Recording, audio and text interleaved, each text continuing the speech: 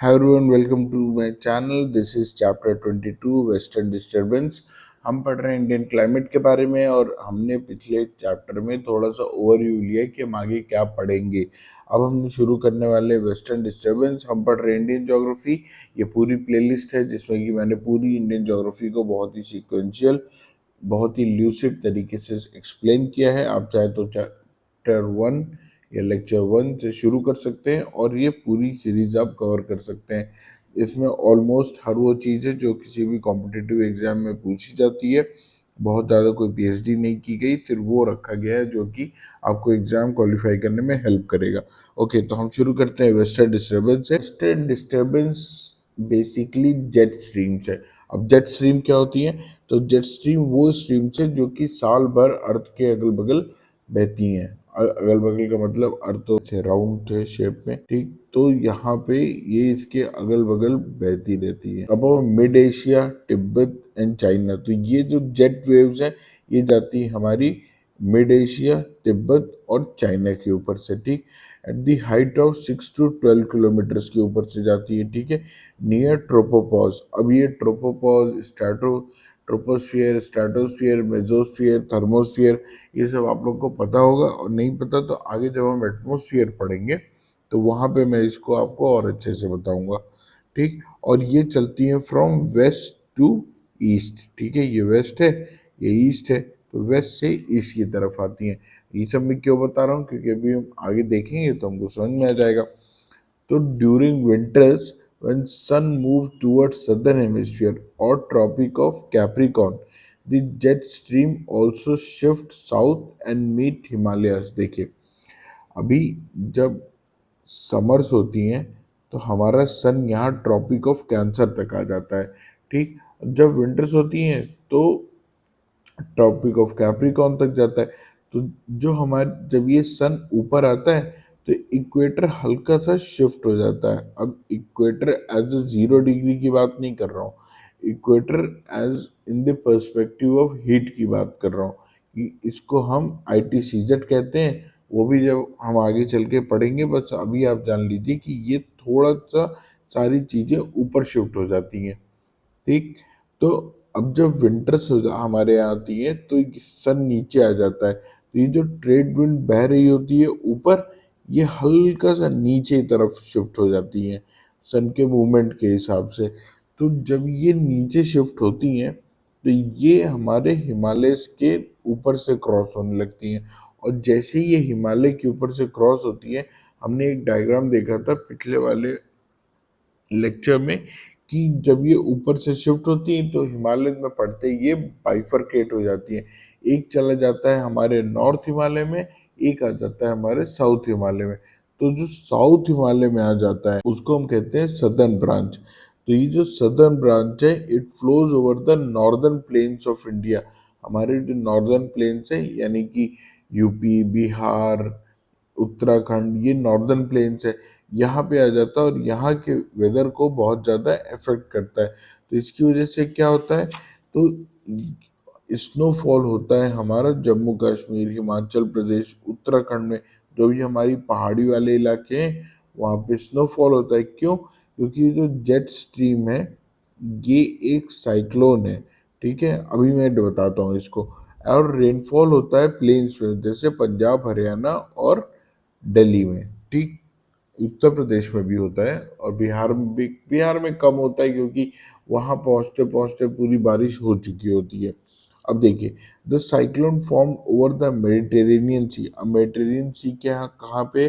मानिए ये हमारा इंडिया है, तो ये हमारा अगर यहाँ पे इंडिया है तो मेडिटेरेनियन सी यहाँ पे है, ठीक है। तो मेडिटेरेनियन सी के ऊपर से ये एयर आती है, यह साइक्लोन आता है इधर पे, and it is carried by jet waves. यही जेट वेव्स जो हमने शुरू में ऊपर पढ़ा। एंड ओवर द ब्लैक सी, देखिए ये जो डायग्राम है नीचे, ये हमारा मेडिटेरियन सी है।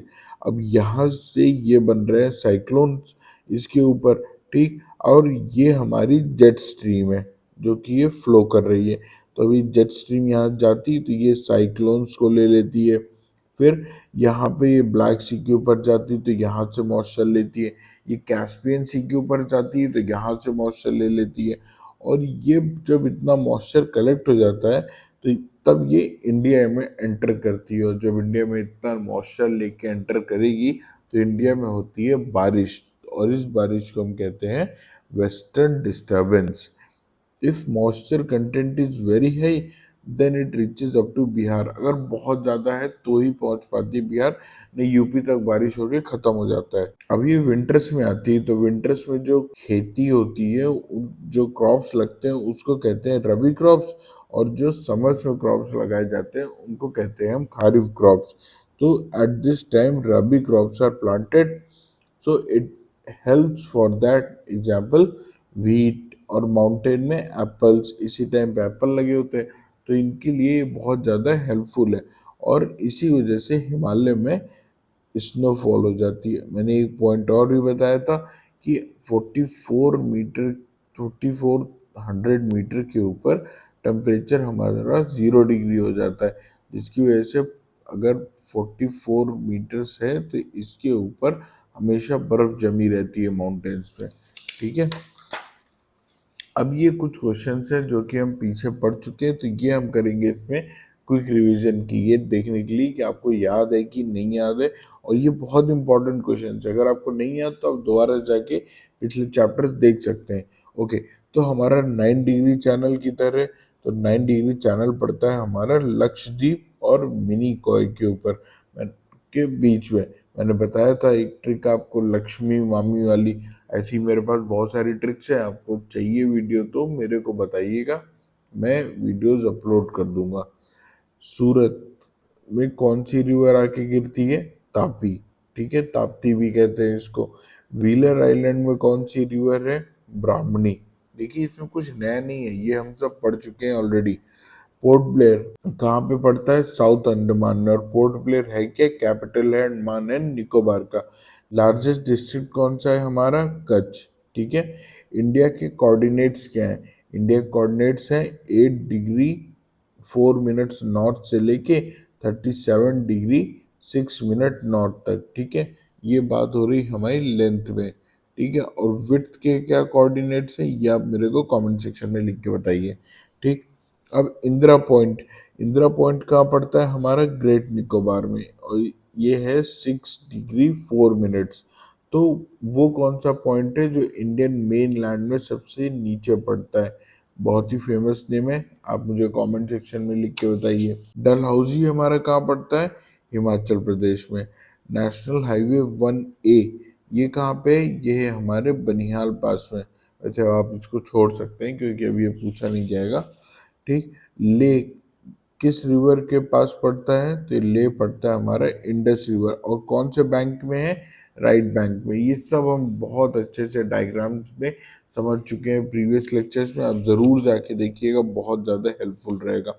सैडल पीक का, सैडल पीक पड़ती है हमारी नॉर्थ अंडमान में। ब्लू माउंटेन किसको कहते हैं, तो आप लोग ये मुझसे नीलगिरी को ब्लू माउंटेन्स कहते हैं क्योंकि नीलगिरी है वो, तो ठीक है। ये हमारे मिजो हिल मिजोरम में, ठीक, मिजोरम में मिजो हिल्स हैं उनको कहते हैं ब्लू माउंटेन्स। मौसिनरम कहाँ पड़ता है, तो मौसिनरम हमारा पड़ता है मेघालय में, और मेघालय में 3 फेमस माउंटेन्स हैं, जी गारो, खासी और जयंतिया। तो जो बीच का खासी है, तो इसको हम कैसे याद करेंगे, अगर हम बारिश से बहुत भीग जाएंगे तो हमको हो जाएगी खांसी। ठीक है, तो खांसी में ही हमारा मौसिनरम है, मौसिनरम में इंडिया में सबसे ज़्यादा रेनफॉल होती है। When earth cool first rock to be form, जब अर्थ कूल हुई थी तो कई सारे रॉक्स थे जो फॉर्म हुए थे, ये हम ऑलरेडी पढ़ चुके हैं जब हम सबसे पहले पढ़ रहे थे इंडियन रॉक सिस्टम में, तो आप जाके वो चैप्टर भी कंप्लीट कर सकते हैं।